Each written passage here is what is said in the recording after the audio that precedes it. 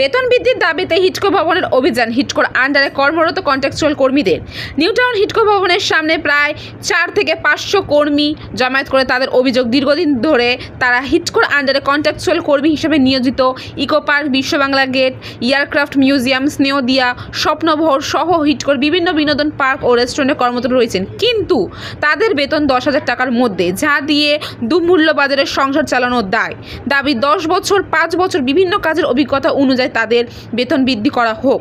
এই দাবি নিয়েই জমায়েত করেছে হিটকো ভবনের সামনে। যদিও আজ তাদের দাবি না মানা হয়, পরবর্তী সময় তারা বিশ্ব বাংলা সরণির মূল রাস্তা অবরোধ করে দেওয়ার হুঁশিয়ার দিয়েছে। কিছু নয়, 500-700 লোক এসেছি, আমাদের উপযুক্ত মাইনে দিতে হবে। বর্তমান অন্যান্য রাজ্যে যেটুকু মাইনে বেড়েছে সেই অনুযায়ী আমাদের আর কি লেবার কমিশন এবং অন্যান্য অনুযায়ী আমাদের দিতে হবে। মাইনের সাথে বোনাস দিচ্ছে মাইনের সঙ্গে, এবং 4 দিনের ছুটির পয়সা দিচ্ছে না। তাদের 42% করে মাইনে বেড়েছে রিটায়ার্ড পার্সনদের, আমাদের 1%ও বাড়ায় না। বললে পরে হবে করে বিভিন্ন রকমের আমাদের ইস্যু করে আবার ছেটে চাকরি থেকে বরখাস্ত করে দেওয়া হবে বলে হুমকি দেওয়া হয়।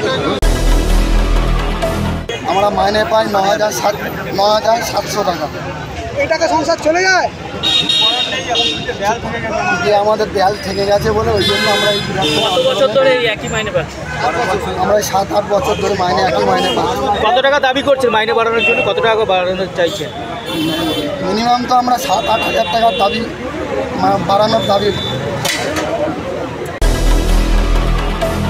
বিধাননগর থেকে ক্যামেরায় পলাশ, আমি রিঙ্কি, নিউজ কলকাতা 24।